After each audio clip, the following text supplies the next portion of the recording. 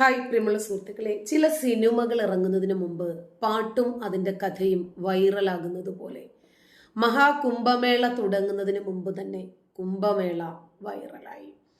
പല രൂപത്തിലും അതിനെ വൈറലാക്കേണ്ടത് ചിലരുടെ ആവശ്യമായിരുന്നു. ആ ആവശ്യം കൃത്യമായി അവർ വിനിയോഗിക്കുകയും ചെയ്തു. അതായത് മഹാകുംഭമേളയിൽ പങ്കെടുക്കുന്ന പ്രധാനമന്ത്രി നരേന്ദ്രമോദിയെയും ഉത്തർപ്രദേശ് മുഖ്യമന്ത്രി യോഗി ആദിത്യനാഥിനെയും ആക്രമിക്കുമെന്ന് ഖലിസ്ഥാൻ ഭീകരനായ ഗുർബന്ത്വന്ത് സിംഗ് പന്നു പറയുന്നു. കാരണം കാഫിറുകളുടെ ആഘോഷമാണ്, കാഫിറുകളുടെ ഉത്സവമാണ്, ഒരുപാട് കാഫിറുകൾ പങ്കെടുക്കുന്ന ഒരു ആഘോഷമാണ്. എന്തെങ്കിലും ചെയ്താൽ അതിൽ ചെയ്യണം. അതുകൊണ്ടാണ് ജമീഷ മുബിൻ എന്ന 24-കാരൻ വീട്ടിനകത്തിരുന്ന് തന്നെ വേണ്ടുന്ന എല്ലാ സംവിധാനങ്ങളും ചെയ്തിട്ട്, നമ്മൾ കണ്ടില്ലേ ദീപാവലി ദിനത്തിൽ കോയമ്പത്തൂര് സംഘമേശ്വര ക്ഷേത്രത്തിന് സമീപം ഇരുമ്പ് നിക്കറിട്ടത് കൊണ്ട് കല്യാണ സാധനം പോയില്ല, ബാക്കിയൊക്കെ പോയാലും സാരമില്ല. ഇക്കഴിഞ്ഞ ദിവസം സലീം കുമാറൊക്കെ ഒരു ഇന്റർവ്യൂവിന് പറയുന്നത് കേട്ടില്ല. ഇതെന്തുമാത്രം പരിഹാസ്യമാണ്. എത്ര വിദ്യാഭ്യാസം ഉണ്ടായിട്ടും വിവരമുണ്ടായിട്ടും യുക്തിയുണ്ടായിട്ടും ഒന്നും കാര്യമില്ല. അവരെ നയിക്കുന്നത് മതചിന്തയാണെങ്കിൽ ഒരു കാര്യമില്ല. സിറിയയിലേക്കും അഫ്ഗാനിലേക്കും ഒക്കെ ആടുമേക്കാൻ പോയത് വിദ്യാഭ്യാസവും വിവരവും ഇല്ലാത്തവരായിരുന്നില്ല, ഡോക്ടർമാരും കമ്പ്യൂട്ടർ എഞ്ചിനീയർമാരുമായിരുന്നു. അതുകൊണ്ട് വിദ്യാഭ്യാസവും ഇതും തമ്മിൽ കൂട്ടിക്കുഴയ്ക്കണ്ട. ഇപ്പൊ പ്രധാനമന്ത്രി നരേന്ദ്രമോദിയും യോഗി ആദിത്യനാഥുമാണ് ചില ആളുകളുടെ കണ്ണിലെ ഏറ്റവും വലിയ കരട്. ഇന്ത്യയിൽ ഇസ്ലാമിന്റെ പതാക കുത്താൻ പറ്റാത്തത് അവര് രണ്ടുപേരും ഇങ്ങനെ മല പോലെ നിൽക്കുന്നത് കൊണ്ടാണല്ലേ. അതുകൊണ്ടാണ് കുറച്ചു നാൾ മുമ്പ് ഒവൈസി പറഞ്ഞത്, പ്രധാനമന്ത്രി കസേരയിൽ എല്ലാ കാലവും നരേന്ദ്രമോദി ഇരിക്കില്ല. യുപിയുടെ മുഖ്യമന്ത്രിയായി എല്ലാ കാലവും യോഗി ആദിത്യനാഥും ഇരിക്കില്ല. ഇവര് രണ്ടുപേരും ആ കസേര വിട്ടൊഴിയുന്ന ഒരു ദിവസം വരും, അന്ന് ഞങ്ങൾ ഇന്ത്യയെ ഇസ്ലാമിക രാജ്യമാക്കി മാറ്റുമെന്നാ പറഞ്ഞത്. അപ്പോൾ അവരുടെ ചുരുക്ക് ചില്ലറയ്ക്കാണോ? കഴിഞ്ഞ ദിവസം പുറത്തിറക്കിയ വീഡിയോയിലാണ് പന്നുവിന്റെ ഇത്തരം ഒരു ഭീഷണി സന്ദേശമുള്ളത്. അടുത്ത മാസം പ്രയാഗ്രാജിലാണ് കുംഭമേള നടക്കുന്നത്. 3 ഖലിസ്ഥാനി ഭീകരരെ വധിച്ചതിന് തന്റെ സംഘടനയായ സിഖ് ഫോർ ജസ്റ്റിസിന്റെ പ്രതികാരം ചെയ്യുമെന്നാണ് അദ്ദേഹം പറഞ്ഞത്. തിങ്കളാഴ്ച പുലർച്ചെ യു പി പിലിഭിത്തില് നടന്ന ഒരു ഏറ്റുമുട്ടലിലാണ് 3 തീവ്രവാദികൾ കൊല ചെയ്യപ്പെടുന്നത്. ഹിന്ദുത്വ ഭീകര രാഷ്ട്രം 3 സിഖ് യുവാക്കളെ വ്യാജ ഏറ്റുമുട്ടലിൽ കൊലപ്പെടുത്തിയെന്നും ഏറ്റുമുട്ടലിൽ കൊല്ലപ്പെട്ട ഭീകരരുടെ കുടുംബങ്ങൾക്ക് 1.5 ലക്ഷം രൂപ ധനസഹായം നൽകുമെന്നും പന്നു പറഞ്ഞു. ജനുവരി 14, ജനുവരി 29, ഫെബ്രുവരി 3 തീയതികളിൽ മഹാകുംഭത്തിൽ ആക്രമണം നടത്തുമെന്നാണ് ഭീഷണി. ഈ ദിവസങ്ങളിൽ പ്രധാനമന്ത്രി മോദിയും യു പി മുഖ്യമന്ത്രി യോഗി ആദിത്യനാഥും പ്രയാഗ്രാജിൽ ഉണ്ടാകും. സിഖ് ഫോർ ജസ്റ്റിസ് ഹിന്ദുത്വ ഭീകരതയുടെ അടിത്തറ ഇളക്കി പ്രതികാരം ചെയ്യുമെന്നുമാണ് പന്നുവിന്റെ വീഡിയോയിലുള്ളത്.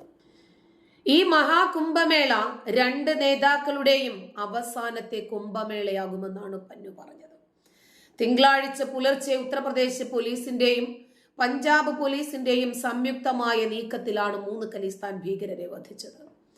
ഖലിസ്ഥാനി കമാൻഡോ ഫോഴ്സ് എന്ന നിരോധിത സംഘടനയിലെ അംഗങ്ങളാണ് കൊല്ലപ്പെട്ട 3 പേരും. സംഭവ സ്ഥലത്ത് നിന്ന് 2 AK-47 തോക്കുകളും 2 ഗ്ലോക്ക് പിസ്റ്റളുകളും പോലീസ് കണ്ടെടുത്തിട്ടുണ്ട്. നേരത്തെ ഗുർദാസ്പൂർ ജില്ലയിൽ പോലീസ് പോസ്റ്റിന് നേരെയാണ് ഗ്രനേഡ് ആക്രമണം ഉണ്ടായത്. അത് നടത്തിയതിന് ശേഷം ഭീകരർ പഞ്ചാബ് വിടുകയായിരുന്നു. പഞ്ചാബ് വിടാൻ ശ്രമിക്കുമ്പോഴാണ് സംഭവിക്കുന്നത്. ഭീകരർ ഉത്തർപ്രദേശിലെ പിലിഭിത്തിൽ ഉള്ളതായി പഞ്ചാബ് പോലീസിന് രഹസ്യമായിട്ടൊരു വിവരം ലഭിക്കുന്നു. അതിനെ തുടർന്ന് ഉത്തർപ്രദേശ് പോലീസിന്റെ പ്രത്യേക കമാൻഡോ സംഘം ഇവർക്കായി തെരച്ചിൽ നടത്തുകയും അതിനെ തുടർന്നുള്ള ഏറ്റുമുട്ടലിൽ 3 പേരെ വധിക്കുകയുമായിരുന്നു ചെയ്തത്. എന്നാൽ 2 ദിവസം മുമ്പ് വൈറലായ മറ്റൊരു വീഡിയോ ആയിരുന്നു, കുംഭമേള എങ്ങാനും നടന്നാൽ കൂട്ടമായി മുസ്ലിങ്ങൾ ഹിന്ദുമതത്തിലേക്ക് പോകും, മുസ്ലിങ്ങളെ കൊണ്ട് ഹിന്ദുമതം നിറയാൻ ഒരു കാരണമാകുമെന്നായിരുന്നു അഖിലേന്ത്യാ മുസ്ലിം ജമാഅത്ത് പറഞ്ഞത്.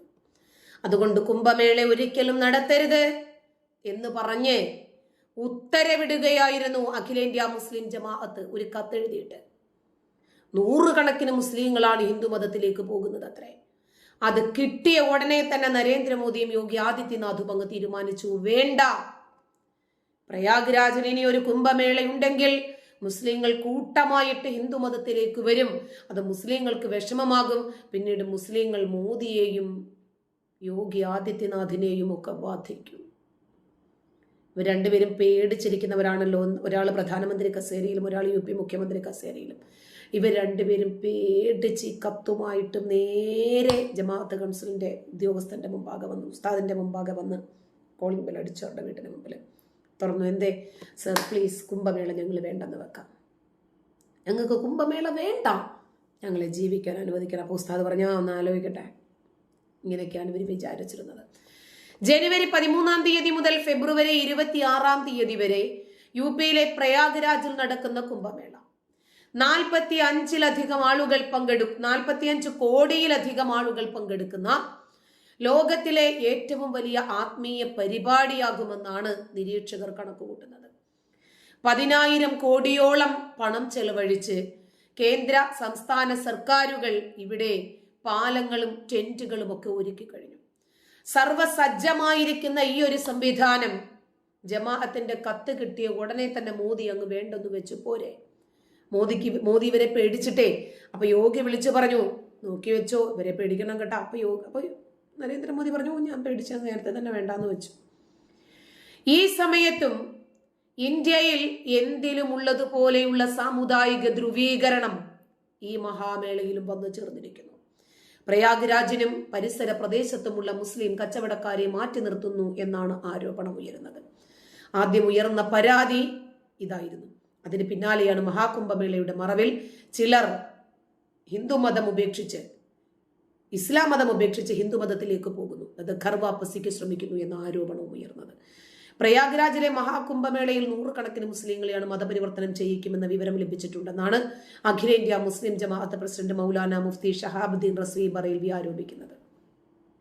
ഇത്തരം പരിപാടികൾ നിരോധിക്കണമെന്നാവശ്യപ്പെട്ട് അദ്ദേഹം ഉത്തർപ്രദേശ് മുഖ്യമന്ത്രി യോഗി ആദിത്യനാഥിന് കത്തയച്ചു. നല്ല കയ്യിലാണ് കത്ത് കിട്ടിയത്. ഉത്തർപ്രദേശ് മതപരിവർത്തന നിയമം ഫലപ്രദമായി നടപ്പാക്കിയിട്ടുണ്ടെന്നും ആ നിയമത്തിന്റെ കീഴിൽ കഴിഞ്ഞ വർഷം നിരവധി പേർ അറസ്റ്റിലായിട്ടുണ്ടെന്നും മൗലാന പറഞ്ഞു വയ്ക്കുന്നു. ഈ ഘടകങ്ങളെല്ലാം മനസ്സിൽ വെച്ചിട്ടാണ് ഉത്തർപ്രദേശ് സർക്കാർ പ്രവർത്തിക്കേണ്ടതെന്ന് മൗലാന ഉത്തർപ്രദേശ് സർക്കാരിനെ ഒന്ന് നിയമം പഠിപ്പിച്ചു. നിങ്ങൾ ഇങ്ങനെ ചെയ്താൽ മതി, നിങ്ങൾ അങ്ങനെ ചെയ്താൽ മതി, നിങ്ങൾ മറ്റേത് ചെയ്താൽ മതി. യോഗി ആദിത്യനാഥ് ചോദിച്ചാണ്, ഇങ്ങനെ ചെയ്താൽ മതി, ഇങ്ങനെ ചെയ്താൽ കുഴപ്പമുണ്ടോ? നേരത്തെ നിരോധിക്കണോ കുംഭമേള? അതോ ഇപ്പം നിരോധിക്കണോ? നിരോധിച്ച് കഴിഞ്ഞിട്ട് ഞാൻ എന്തെങ്കിലും കഴിക്കുക ചെയ്താൽ മതിയോ? അല്ല, കുറച്ച് ദിവസം നേരത്തെ നിരോധിച്ചാൽ കുഴപ്പമുണ്ടോ? ഒരിക്കലും നടത്തരുതെന്നാണോ, അതോ ഈ വർഷം മാത്രം നിരോധിക്കരുതെന്നാണ്? ഇങ്ങനെയൊക്കെ ആയിരിക്കും ചോദിച്ചിരിക്കുക. ശരി, കുംഭമേളക്കിടയിൽ മുസ്ലിങ്ങളെ മതം മാറ്റുക, അവരെ മതം മാറ്റിയാൽ ആ മതപരിവർത്തനം നിയമത്തിന്റെ പരിധിയിൽ വരുമെന്നാണ് ഇവർ പറയുന്നത്. ഇതുമൂലം രാജ്യത്തും സംസ്ഥാനത്തും സംഘർഷം പടരാൻ സാധ്യതയുണ്ടെന്നാണ് ഉസ്താദ് ആരോപിക്കുന്നത്. അതുകൊണ്ട് മതപരിവർത്തന പരിപാടി നിരോധിക്കണമെന്നാണ് അദ്ദേഹത്തിന്റെ ഏറ്റവും പ്രധാനപ്പെട്ട ആവശ്യം. കുംഭമേള ഒരു മതപരമായ പരിപാടിയാണ്, ഹിന്ദുക്കളുടെ പരിപാടിയാണ്, ഹിന്ദുക്കളുടെ ആഘോഷമാണ്. അത് സമാധാനമായും ഭംഗിയായും നിങ്ങൾ കൊണ്ടുപോകണം. സമൂഹത്തെ ഒന്നിപ്പിക്കുന്ന സന്ദേശമായിരിക്കണം ഇവിടെ നിന്ന് ലഭിക്കേണ്ടത്. ഉസ്താദിന്റെ ഉത്തരവാണ്, അല്ലാതെ അതിനെ തകർക്കുന്നതല്ല. അപ്പൊ നമ്മുടെ സമ്മേളനങ്ങളിലൊക്കെ മതേതരത്വത്തെ തകർക്കുക, അല്ലെ? ഇസ്ലാമിനെ മാത്രം പൊക്കി അടിച്ചിട്ട് മറ്റെല്ലാ മതങ്ങളെയും ഇകഴ്ത്തി, അതൊന്നും കുഴപ്പമില്ല, അല്ലെ? 100 കണക്കിന് മുസ്ലിങ്ങളെ മതപരിവർത്തനം ചെയ്താൽ മതമൗലികവാദ ആശയങ്ങൾക്കുള്ള മുസ്ലിം സംഘടനകൾക്കും ക്രിസ്ത്യൻ മിഷനറിമാർക്കും വളരെയധികം പ്രയോജനം ലഭിക്കുമെന്നും അവർക്ക് അവരുടെ അഭിപ്രായങ്ങൾ പ്രകടിപ്പിക്കാൻ ധാരാളം അവസരങ്ങൾ ലഭിക്കുമെന്നും മൗലാന കത്തിൽ പറയുന്നു. അതുകൊണ്ട് മുസ്ലിങ്ങളെ മതം മാറ്റരുതെന്നും മൗലാന പറഞ്ഞു വയ്ക്കുകയാണ്. എന്നാൽ ഘർവാപ്പസിക്ക് ഞങ്ങൾ നീക്കം നടത്തുന്നില്ല എന്നും, ആരെങ്കിലും സനാതനധർമ്മം സ്വീകരിക്കാൻ തയ്യാറായാലേ അത് വേണ്ടാന്ന് പറയാൻ പറ്റുമോ? വിശ്വ ഹിന്ദു പരിഷത്ത് അടക്കമുള്ള സംഘടനകൾ മുന്നോട്ട് വന്നു ഇത് അഭിപ്രായപ്പെട്ടിട്ട്. ഇപ്പൊ ഇസ്ലാം മതം സ്വീകരിക്കാൻ വേണ്ടി ആരെങ്കിലും തയ്യാറാണെന്ന് പറഞ്ഞാൽ നിങ്ങൾ പറയുമോ വേണ്ടാന്ന്? ഏതെങ്കിലും കാലയളവിൽ ഏതെങ്കിലും ഒക്കെ കാരണം കൊണ്ട് സനാതനധർമ്മം വിട്ടുപോകുന്ന ആളുകൾ അങ്ങനെയാണ് അവർ ആഗ്രഹിക്കുന്നതെങ്കിൽ പൊയ്ക്കോട്ടെ, അതിലേക്കാണ് വരാൻ ആഗ്രഹിക്കുന്നെങ്കിൽ വന്നോട്ടെ. ഇത് മതേതര രാജ്യമല്ലേ? മഹാകുംഭമേളയിലെ പുണ്യ കാലഘട്ടത്തിൽ ആരെങ്കിലും എത്താൻ താല്പര്യപ്പെടുന്നെങ്കിൽ അതിന് സഹായിക്കുന്ന അഖില ഭാരതീയ അഖാഡ പരിഷത്ത്, അതിന്റെ അധ്യക്ഷനായ മഹന്ത് രവീന്ദ്രപുരി പറഞ്ഞു നമ്മൾ തന്നെ സഹായിക്കും. അപ്പോൾ ഒരു ഉസ്താദിന്റെ അടുത്ത് വന്നിട്ട് ഒരു ഹിന്ദു കുട്ടി ഒരു ക്രിസ്ത്യൻ അതല്ലെങ്കിൽ ഞങ്ങൾക്ക് ഇസ്ലാം മതം സ്വീകരിക്കണമെന്ന് പറഞ്ഞാൽ എന്ത് ചെയ്യും? പറ്റത്തില്ല എന്ന് പറയും. ഉടനെ തന്നെ ഖുർആൻ പരിഭാഷ എടുത്ത് കൊടുത്തിട്ട് കയ്യും കാലം കഴുകിയിട്ട് അശുദ്ധമില്ലാന്ന് പറഞ്ഞ് ഇന്ന് വെറുതെ മുസ്ലിമാണെന്ന് പറയും. അയാൾക്ക് പിന്നെ വീട് വേണോ, കട വേണോ, പൈസ വേണോ, കച്ചവടം വേണോ, പുറത്ത് പോകണോ, എന്ത് വേണമെങ്കിലും ശരിയാക്കി കൊടുക്കത്തില്ല. അതുപോലെ എന്താ മറ്റുള്ളവർക്ക് പറ്റില്ല എന്ന് നിങ്ങൾ പറയാൻ കാരണം? മഹാകുംഭമേളയിൽ തന്റെ അഖാഡയിലൂടെ നൂറുകണക്കിന് സനാതനികളല്ലാത്തവരെ മതപരിവർത്തനം ചെയ്യിക്കും എന്ന് പറഞ്ഞ മഹന്ത് രവീന്ദ്രപുരി, കാരണം അദ്ദേഹത്തിന്റെ അടുത്ത് അത്രയും ആളുകൾ ഇസ്ലാം മതം വിടാൻ വേണ്ടിയിട്ട് തയ്യാറായി വന്നിട്ടുണ്ട്. നിർബന്ധിത മതപരിവർത്തന ആരോപണങ്ങൾ നിഷേധിച്ചിട്ടുണ്ട്. അവരൊക്കെ പ്രായപൂർത്തിയായവരല്ലേ, അവരോട് ചോദിക്കാമല്ലോ, നിങ്ങൾ നിർബന്ധിച്ചാണോ മതപരിവർത്തനം നടത്തുന്നത്? ആരെങ്കിലും മടങ്ങി വരാൻ ആഗ്രഹിക്കുന്നെങ്കിൽ അവരെ സ്വന്തം ഇഷ്ടപ്രകാരം തന്നെ അവരുടെ പൂർവ്വമതത്തിലേക്ക് തിരിച്ചു പോകാം. അതാണ് മഹന്ത് രവീന്ദ്രപുരി പറഞ്ഞത്. മുസ്ലിമായി ജീവിക്കണോ ജീവിച്ചോ, ഹിന്ദുവായി ജീവിക്കണോ ജീവിച്ചോ. മൗലാന ഷഹാബുദ്ദീൻ ബറേൽവി പറയുന്നത് തീവ്രവാദ ശക്തികളുടെ ഏജന്റാണ് അദ്ദേഹം എന്നാണ് ഇദ്ദേഹം ഇപ്പോൾ ആരോപിച്ചുകൊണ്ടിരിക്കുന്നത്. ന്യൂ ഇയർ ആഘോഷങ്ങൾ അനിസ്ലാമികമാണെന്നും മുസ്ലിങ്ങൾ അത് ആഘോഷിക്കരുതെന്നുമാണ് ഇദ്ദേഹം മതവിധി പുറപ്പെടുവിച്ചിരിക്കുന്നത്. അങ്ങനെയാണെങ്കിൽ നിങ്ങൾക്ക് പാകിസ്ഥാനിലേക്ക് പോകുന്നതല്ലേ നല്ലത്? ന്യൂ ഇയറും ആഘോഷിക്കേണ്ട, ക്രിസ്മസും കാണണ്ട, ഓണവും കാണണ്ട, ദീപാവലിയും കാണണ്ട, ഒന്നും കാണണ്ട. ക്രിസ്ത്യൻ കലണ്ടറുമായി ബന്ധപ്പെട്ട ഇത്തരം ആഘോഷങ്ങൾ ഇസ്ലാമിക പാരമ്പര്യങ്ങളുടെ ഭാഗമല്ലെന്നും അതിനാൽ ഹറാമാണെന്നുമുള്ള അദ്ദേഹത്തിന്റെ പരാമർശം വലിയ രൂപത്തിലുള്ള വിവാദങ്ങൾക്ക് വഴി കാണിച്ചിരുന്നു. പക്ഷേ നേരത്തെ പൗരത്വ ഭേദഗതി നിയമത്തിലടക്കം മോദി സർക്കാരിനെ അനുകൂലമാക്കിയതാണ് അദ്ദേഹത്തിന് ആകെ കിട്ടുന്ന ഒരു ചെറിയ ഒരു ഇളവ്. അന്ന് സംഘപരിവാർ സ്പോൺസർ മൗലവി എന്ന് പറഞ്ഞിരുന്ന വ്യക്തി കൂടിയായിരുന്നു ഇദ്ദേഹം. നന്ദി.